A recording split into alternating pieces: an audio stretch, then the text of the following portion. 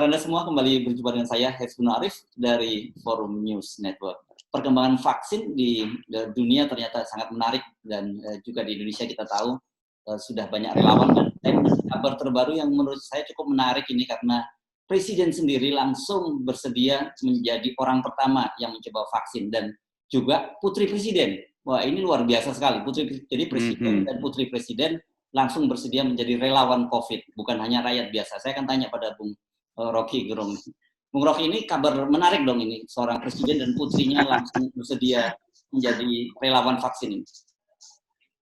Itulah ukuran utama dari leader itu.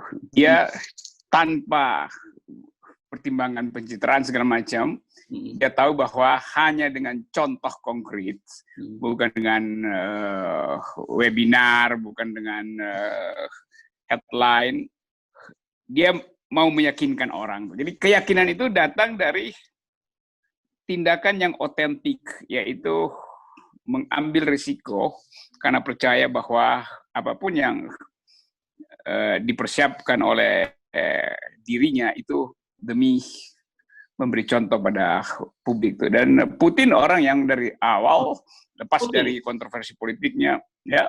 Oh ini, sorry, saya tadi cuma baca judul. Jadi ini bukan presiden Putri Putin, ya. Oh, Putri Putin. Saya pikir Putin. Oke, saya salah baca. Saya cuma baca judul-judulnya. Jadi yang presiden tadi, saya baca. Oh, Presiden Filipina rupanya, Bung. Jadi Presiden Filipina, Duterte. Dan Duterte. Oh, saya salah baca. Saya kalau gitu mesti dikoreksi informasinya. Ini benar, presidennya adalah Presiden Filipina. Tetapi putrinya Putri Presiden Rusia, itu yang benar ya infonya ya. Oke, silakan Bung. Ya. Jadi itu leadership ditentukan di situ tuh. Kita tahu Duterte punya problem dengan human rights, tapi dia selalu mampu untuk memperlihatkan bahwa dia memimpin isu. Tentu soal human rights dia dapat kritik, dalam soal menangani COVID dia seharusnya dapat semacam bintang Mahaputra dari WHO tuh, bukan dari Indonesia. Karena berani untuk ambil kepemimpinan. Jadi mengambil kepemimpinan itu yang penting. Nah, Putri Putin juga dengan sendirinya, mungkin orang anggap itu pencitraan, tapi si Putri, dia punya reputasi kalau kita pelajari aktivitas sosialnya. Dan memang itu satu paket dengan, jadi kan dia menjadi contoh dari millennials kan, Putri itu. Walaupun mungkin usianya tidak lagi, tapi dia putri dari seorang pemimpin itu. Nah, kita di sini masih berselisih tentang mengapa Erick Thohir yang mewakili juga pikiran milenial sebetulnya, karena dianggap sebagai pikiran fresh yang tahu tentang global ethics, tidak mengambil langkah yang sama tuh. Jadi akhirnya orang bikin perbandingan antara Duterte, putrinya Putin, dan Menteri BUMN kita tuh. Dan perbandingannya buruk akhirnya. Ya. Tadi saya salah baca, saya pikir Presiden Indonesia dan putrinya Presiden Indonesia ini kan pasti akan jadi berita yang cukup gempar. Tapi ngomong-ngomong soal bintang Mahaputra itu makin ramai ya, karena mulai banyak yang Presiden itu udah mulai turun gunung semua, termasuk saya baca Twitternya ini kalau nggak salah di sini GM itu Gunawan Muhammad ini yang dia mempersoalkan.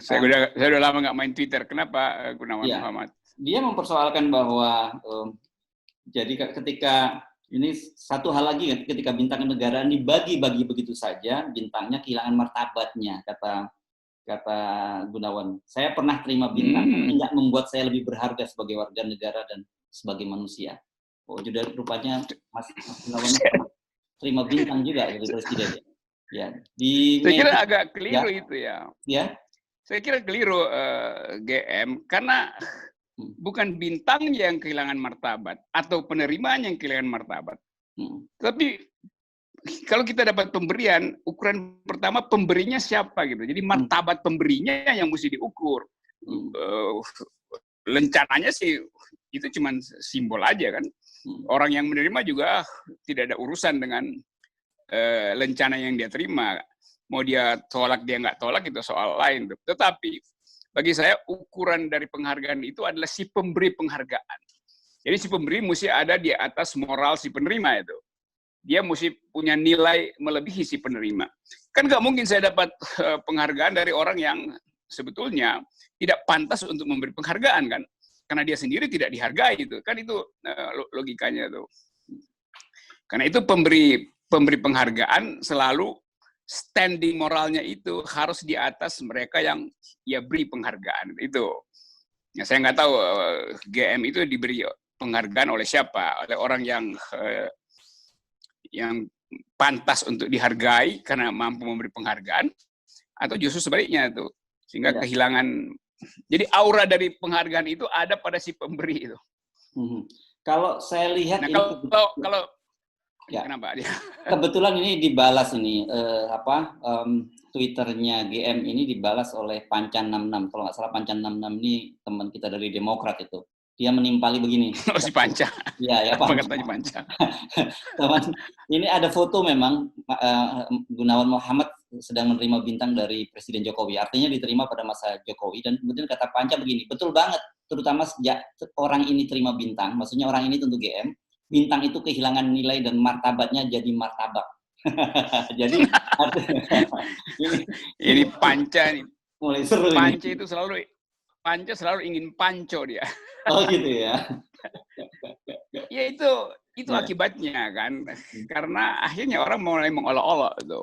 Yeah. Jadi prinsipnya adalah kalaupun seseorang diberi bintang bukan dari emas, bukan dari perak, tapi dari kaleng bekas itu berharga kalau yang memberinya itu punya moral standing yang bagus. Jadi nggak ada soal dia dapat bintang emas, Mahaputri, atau Mahaputra, Mahaputri, Mahadewi. Yang penting adalah yang memberinya itu adalah seorang di dalam standar etika moral yang tinggi itu. Jadi kadang-kala mungkin orang, saya kasih penghargaan tapi saya cuma punya daun pisang tuh. Orang akan terima itu karena yang memberi tulus, yang memberi tidak punya motif untuk mengkooptasi, yang memberi tidak punya motif untuk pencitraan. Tapi dalam soal bintang narari hari ini itu orang menganggap itu pencitraan, itu motif, itu segala macam. Ya. Nah, kenapa? Karena preteks kita tentang kekuasaan yang memburuk sebetulnya. Iya, yang tapi kemudian menjadi pertanyaan banyak pihak, mengapa kemudian banyak sekali pendukung Presiden Jokowi itu menjadi gerah, marah, dan bahkan jengkel sekali dengan penghargaan itu. Bukankah sebenarnya penghargaan ini kapasitas Jokowi sebagai kepala negara gitu? Ya, dan kemudian kalau kemudian apakah memang harus orang yang selalu yes man, selalu mendukung, bahkan jadi buzzer pemerintah yang harusnya mendapatkan, tetapi yang kritik tidak berhak gitu? Apa yang salah dengan dunia hari ini, kok kritik kemudian dianggap sesuatu yang tidak pantas mendapat penghargaan? Mereka yang mengkritik pemberian itu juga sakit jiwa tuh, karena dia marah terhadap favoritisme itu kan, dianggap bahwa Presiden Jokowi melakukan favoritisme, itu Fadli dan Fahri. Kenapa? Karena Fadli dan Fahri adalah nama yang terus beredar di media massa. Padahal mungkin tukang supirnya Fadli lebih pantas dapat penghargaan karena dia menjaga Fadli untuk terus-menerus sepanjang hari mengantar dia mengucapkan kritik. Yeah. Demikian juga Fahri itu. Satpamnya mungkin yang bisa dapat penghargaan. Jadi cara kita melihat itu yang menyebabkan orang antara sinis, tapi sinisnya juga tuh nggak masuk akal. Karena dendam maka dia sinis. Kenapa Fahri yang dapat? Kenapa bukan orang lain misalnya, bukan buzzer Jokowi? Kan itu problemnya tuh. Tapi juga ada yang tidak tepat karena itu kan alasannya karena Fahri adalah wakil ketua. Fadli juga wakil ketua. Lalu ketuanya berarti nggak berharga tuh. Kan itu problem juga kan. Ada wakil ketua yang lain DPR-nya? Ya, ada wakil ketua yang lain. Agus Hermanto dari Demokrat, ya, dan kemudian juga Taufik Kurniawan. Tapi Taufik Kurniawan otomatis batal karena dia sudah ditahan oleh oleh KPK, Tipikor. Iya, Taufik Kurniawan dia dapat bintang narapidana, bukan narari. Iya, 6 tahun. Tingkat 6, bukan tingkat 5 lagi. Jadi itu soalnya kan. Kenapa bukan ketuanya misalnya tuh yang dapat bintang itu? Karena ini satu kesatuan. Lebih konyol lagi kan Fahri dan Fadli kan pejabat negara. Lalu dapat penghargaan dari negara tuh. Itu artinya jeruk makan jeruk atau jeruk ngupas jeruk namanya kan. Buat apa itu diberikan itu? Terus mungkin supaya mudah diingat orang itu, tapi ingatan itu juga nggak panjang-panjang amat kita dalam soal. Kita nggak tahu siapa yang pernah dapat betul. Penghargaan, siapa yang sebetulnya penting.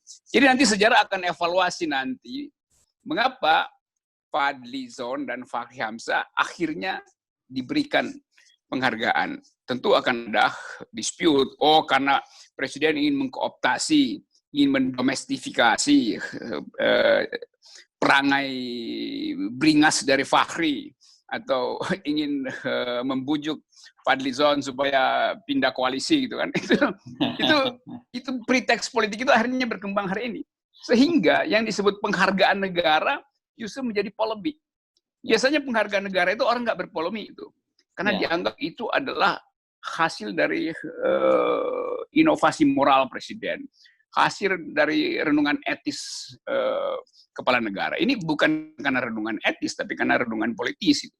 Bukan karena evaluasi moral, tapi karena evaluasi yang sifatnya transaksional. Jadi itu soalnya yang kenapa jadi kontroversi itu. Kalau soal GM ya saya nggak tahu tuh dia pantas apa nggak pantas, bukan urusan saya lah. Ya. Saya sih sedang menunggu karena GM kalau nggak salah pernah mendapat penghargaan dari Ahmad Bakri, dan dia waktu itu penghargaannya tidak hanya berupa piagam tapi juga ada hadiah uang. Dia kembalikan gitu karena menurut dia lembaga yang memberikan tidak cukup layak gitu. Nah, saya sedang tunggu itu gitu. Apakah dia juga akan mengembalikan itu? Jadi karena merasa tercemar adanya Fahri dan Fadly yang mendapat penghargaan. Harusnya begitu, harusnya ada standar perbandingan. Jadi ya tunggu aja nanti GM mungkin datang bersamaan dengan tibanya Fadly dan Fahri di istana, lalu dia titipin penghargaannya dikembalikan pada negara melalui satpam istana mungkin. Saya kira bagi dua sahabat Anda itu, Fahri dan Fadly itu, penghargaan ini juga tidak penting amat dan dia tidak berharap, karena seperti Anda, dia akan dikenang berapa waktu yang akan datang sebagai orang yang kritis terhadap pemerintah, bukan sebagai orang yang pernah menerima penghargaan, kira-kira begitu kan? Ya, tapi kemudian nanti 2 tahun kemudian begitu Fadly atau Fahri bikin kalimat yang agak miring aja dianggap wah itu karena udah dapat penghargaan. Itu bahayanya tuh kan. Merugikan karena itu sebetulnya. Ya. Dan mestinya pemerintah juga konsisten bahwa ya nggak usah kasih kesan dihargai sesuatu yang memang tugasnya itu berbeda pendapat. Kan memberi kritik itu nggak perlu dikasih penghargaan karena memang tugas dari DPR adalah jadi watchdog. Menggonggongi siapa? Yang menggonggongi presiden. Jadi tugas menggonggongi presiden itu adalah tugas primer DPR. Perlu dihargai nggak? Nggak perlu, karena itu memang fungsinya. Dia boleh kalau dia lebih dari itu, menggonggongi, menggigit presiden, nah itu yang mesti dikasih penghargaan tuh. Oke. Atau mengincingi. Kita lupakan dulu banyaknya orang yang galau nih, banyaknya pendukung Jokowi yang galau marah karena penghargaan ini. Tapi menurut saya pengen tanya pada Anda cukup serius, itu adalah statement dari Ketua Umum PDI Ibu Megawati. Ini yang baru saja muncul di media yang menyatakan bahwa idealnya harusnya seorang calon kepala daerah itu dia pernah aktif sebagai anggota dewan di DPRD, DPR RI gitu. Dan ini saya kira sebenarnya ini konsepnya cukup ideal gitu. Benar menurut saya, meskipun tidak sepenuhnya kita boleh tidak setuju tentang pendapat ini. Tetapi yang saya tanyakan pada Anda, mengapa kemudian muncul statement ini oleh Ibu Megawati padahal kita tahu PDIP memberikan rekomendasi pada Gibran yang tidak pernah, bukan jangankan di DPR, di pengalaman di partai politik pun tidak ada. Begitu juga dengan Bobi Nasution, menantunya Pak Jokowi di Medan. Ada apa ini? Apakah ada perubahan? Apa ada penyesalan di belakang hari atau bagaimana ini, Bung Rocky?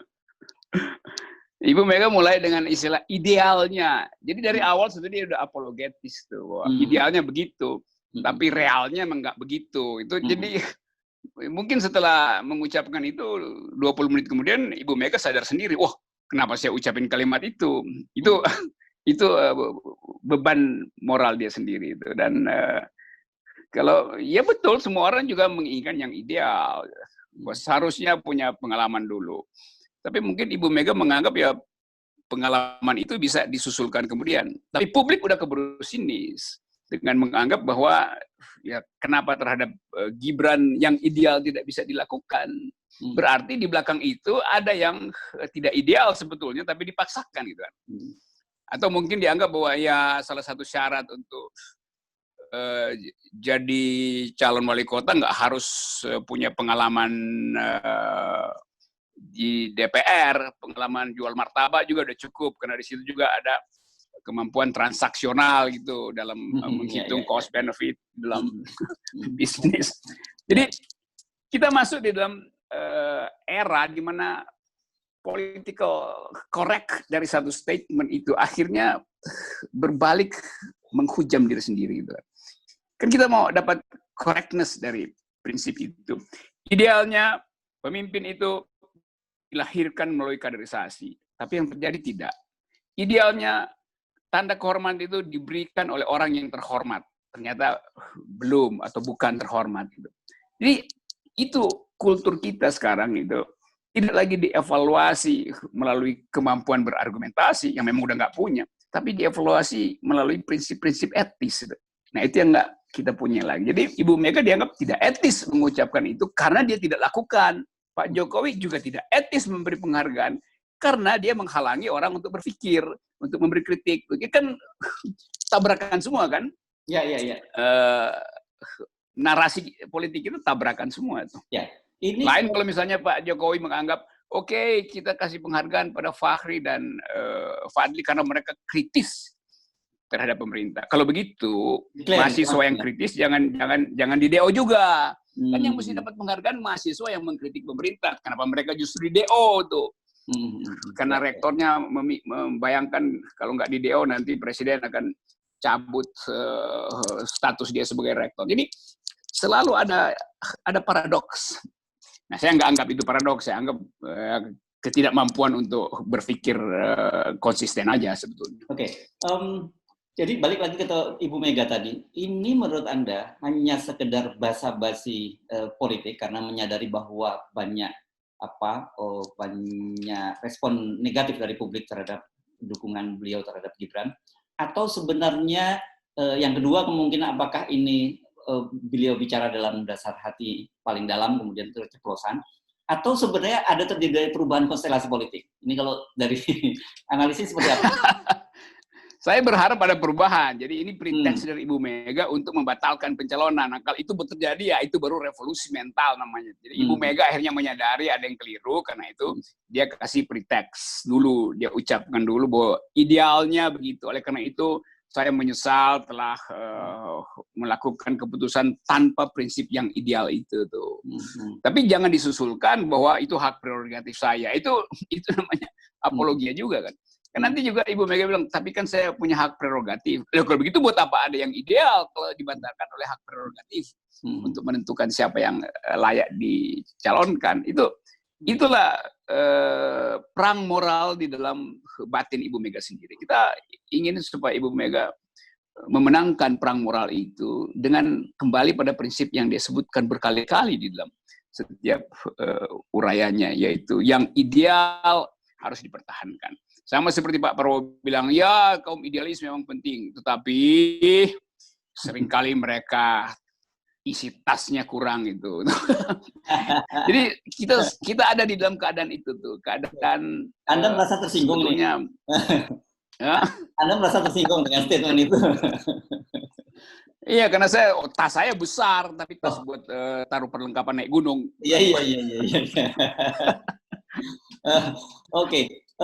Jadi artinya kalau kemudian statement dari Bu Mega ini hanya berhenti pada statement, tidak ada follow up seperti yang Anda katakan tadi, penarikan kembali pencalonan dan sebagainya, ini hanya sekedar basa-basi politik saja gitu ya?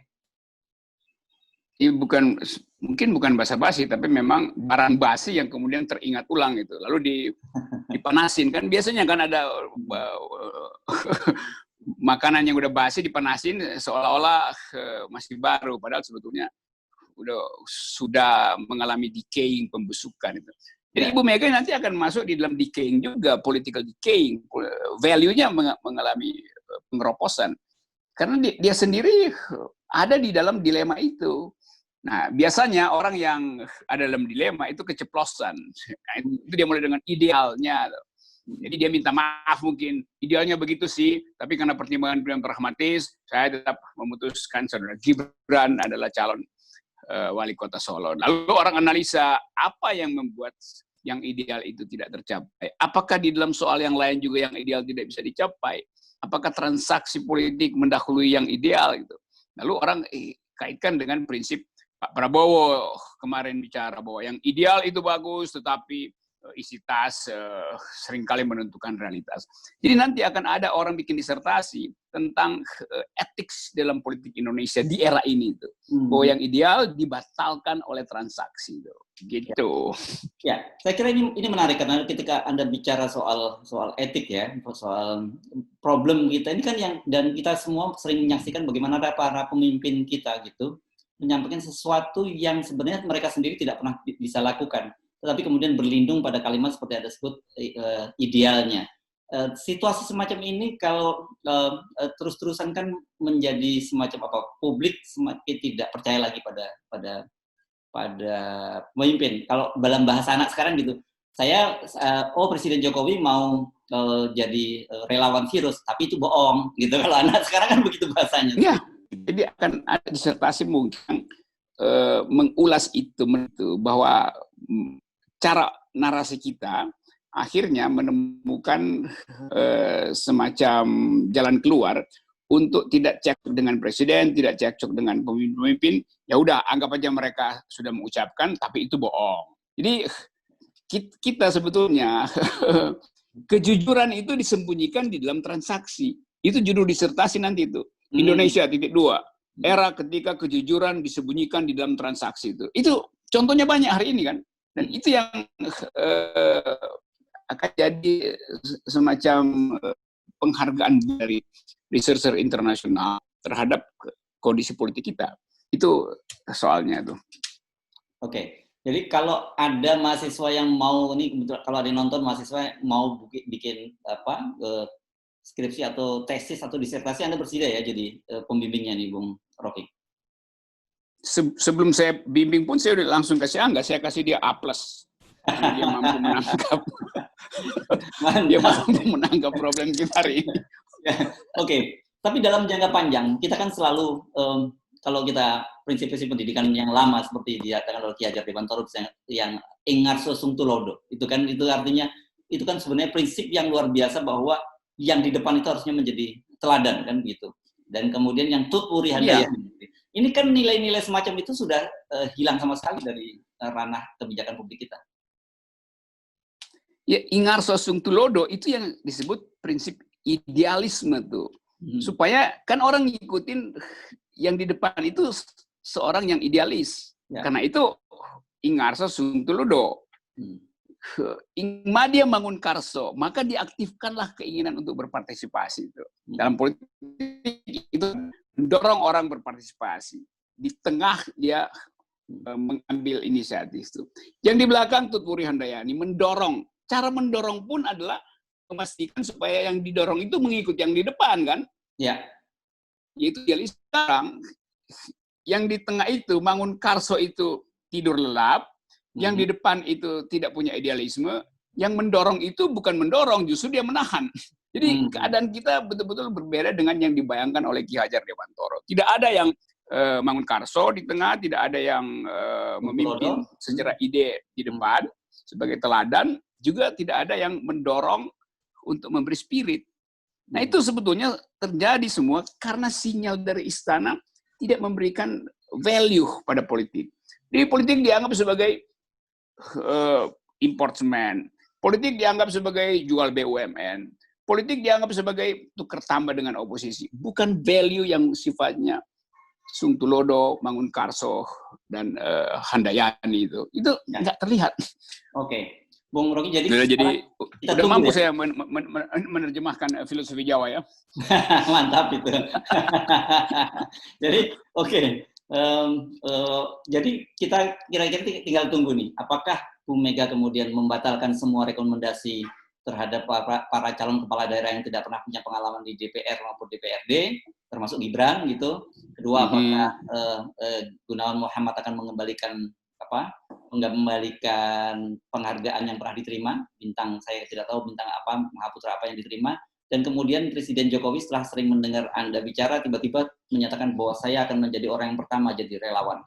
Meskipun sebenarnya sudah berlangsung kemarin tuh mulai vaksinnya gitu, belum terlambat sebenarnya. Saya nggak percaya hal-hal begituan karena semua orang menganggap politik hari ini sudah jadi sampah gitu. Tapi yang ajaib bahwa masih ada lalat yang menemui sampah. Itu sebetulnya tidak mengherankan, walaupun kejadiannya ajaib. Tapi ya lalat selalu menganggap sampah itu wangi, karena itu dia dekati. Ya. Oke. Tapi saya kira kalau saya masih selalu teringat pada masa lalu humor-humor yang disampaikan oleh para dagelan Sri Mulat, itu masih ada hil-hil yang mustahil yang mungkin bisa terjadi. Jadi karena itu kita selalu kangen pada Sri Mulat dan mungkin sebetulnya lebih ideal bermutu pikiran-pikiran Sri Mulat daripada lalu lintas berita yang ada di kita hari-hari ini. Baik, terima kasih Bung Rocky Gerung. Sampai. Oke. Sri Mulat yes, kualat no. Thank you, bye. Oke.